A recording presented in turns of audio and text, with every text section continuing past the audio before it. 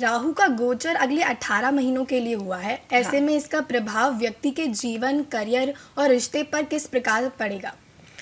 देखो प्रार्थना, जो राहु और केतु का गोचर हुआ है, ये सब डिपेंड करता है आपके जो इंडिविजुअल आपका बर्थ चार्ट है, आपकी जो जन्म पत्री है, उस पर डिपेंड करता है। मोस्टली अगर हम बात करें कि राहु का गोचर आप पर क्या प्रभाव कर रहा है, हर किसी पर अलग अलग प्रभाव है।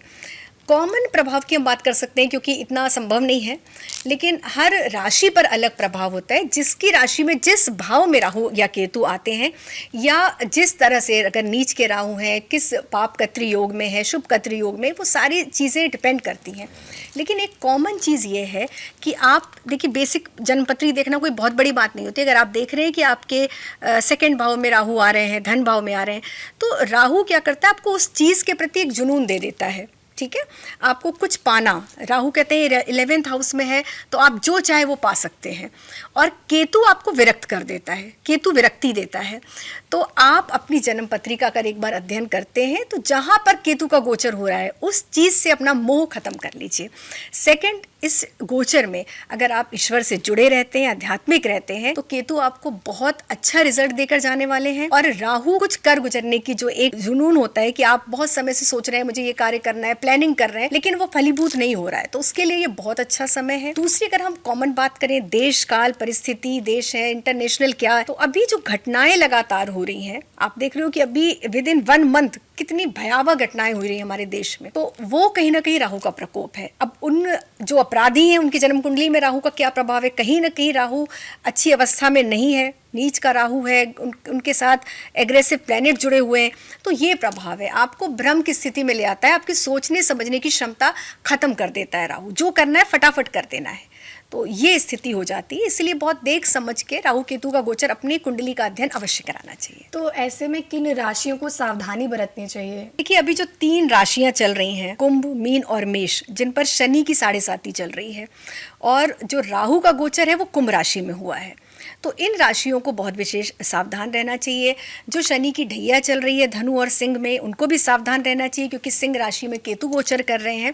तो इन 5 राशियों के जो लोग हैं उनको अपने कर्मों पर विशेष ध्यान देना है, क्योंकि देखिए शनि जब परेशान करते हैं तो ये कर्म फल देवता है, तो वो आपकी पूजा से उतना प्रसन्न नहीं होते जितना आपके कर्मों से प्रसन्न होते हैं। तो आपको अगर अपने कर्म अच्छे करने हैं, लेबर क्लास जो मजदूर वर्ग है उनका हक नहीं मारना है, उनके लिए अच्छा आप करिए, उनको जितनी आप मदद कर सकते हैं उनको भोजन कराइए। और जैसे हम कहते हैं ना भंडारा करना, तो यहाँ पे भंडारे का अर्थ ये नहीं कि आप बहुत बड़ा भंडारा कीजिए। जो अगर राहु केतु और शनि आप चाहते हैं कि आपको अच्छा फल दे तो आप देना शुरू कर दीजिए। आप छोटा सा भंडारा कर सकते हैं, आप कबूतरों को बाजरा खिला सकते हैं, चिड़ियों को सख्त अनाज खिला सकते हैं, साथ ही मछलियों को आटे की गोलियां दीजिए, ये भी भंडारा है छोटा छोटा। चींटियों को अगर आप शक्कर और आटा देते हैं तो ये भी अपने आप में भंडारा है। क्या होता है कि जब हम पक्षियों को या पशुओं को देते हैं तो वो कहीं ना कहीं हमारे ग्रह दोष की जो पीड़ा है वो अपने ऊपर लेते हैं। तो आप इस दौरान अगर आपको लग रहा है कि राहु आपको अच्छे फल नहीं दे रहा है तो आप ये करना शुरू कर दीजिए। तो ऐसे में जब कोई मेहनत करने के बावजूद बार बार असफल होता है तो इसका ज्योतिषी कारण क्या हो सकता है? देखिए, ज्योतिषी कारण बहुत होता है, क्योंकि यहाँ पर हम कहते हैं कि 50% आपके कर्म है और 50% आपका भाग्य है। तो आपने तो अपना 50% दे दिया, आपने बहुत मेहनत की, बहुत कर्म किया, लेकिन आपको रिजल्ट नहीं मिल रहा है, तब ज़रूरत पड़ती है हम लोगों की, ज्योतिषियों की, कि हम आपका डेस्टिनी पार्ट 9वां भाव देखते हैं, जो आपकी जन्म पत्रिका 9th हाउस है, वहाँ पर कौन सा ग्रह है, किस अवस्था में है, कितनी डिग्री वाइज है, तो उससे ये निर्धारित होता है कि आपका भाग्य कितने प्रतिशत आपका साथ दे रहा है। कभी कभी आपके भाग्य भाव में बहुत मेलेफिक प्लैनेट होते हैं, जैसे राहु ही हो गया, केतु हो गया, और उनके आसपास या उनका जो दृष्टि संबंध है वो भी अच्छा नहीं होता है, तो हमें भाग्य से संबंधित जो रिजल्ट मिलना चाहिए वो नहीं मिलता है। तो वो भी कुंडली एनालिसिस बेसिस है, आप उस पर एक बार आप कराइए, उसके बाद पता लगता है कि क्यों नहीं साथ दे रहा। लेकिन कुछ कॉमन उपाय, अगर आप मतलब एक रेगुलर वे में ना, कुछ चीज़ें ऐसी हैं जो हमारे पेरेंट्स भी हमसे कहते रहे आज तक, माता और पिता की आप रिस्पेक्ट कीजिए, उनकी सेवा कीजिए, भाइयों के साथ अच्छा व्यवहार रखिए।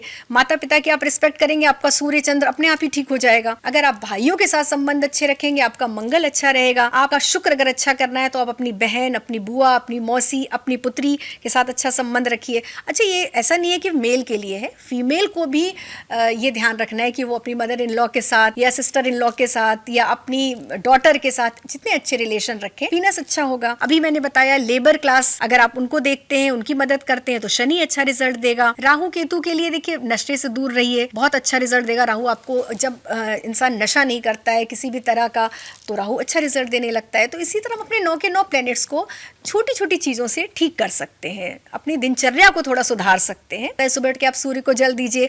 तो ये जो छोटे छोटे उपाय हैं ना, जो आप बड़े ईजिली कर सकते हैं। और एक सबसे बड़ी बात जो मैं हमेशा कहती हूँ कि जो भी आपके इष्ट हैं, चाहे 2 मिनट का ही समय आप उनको दीजिए, लेकिन अगर आप अपने सुबह की शुरुआत, दिन की शुरुआत अपने इष्ट के चरणों में करते हैं वंदन करते हुए, तो देखिए आपके जीवन दिन में आपकी जो कुछ भी बुरा होने वाला होगा वो अच्छे में बदल जाएगा।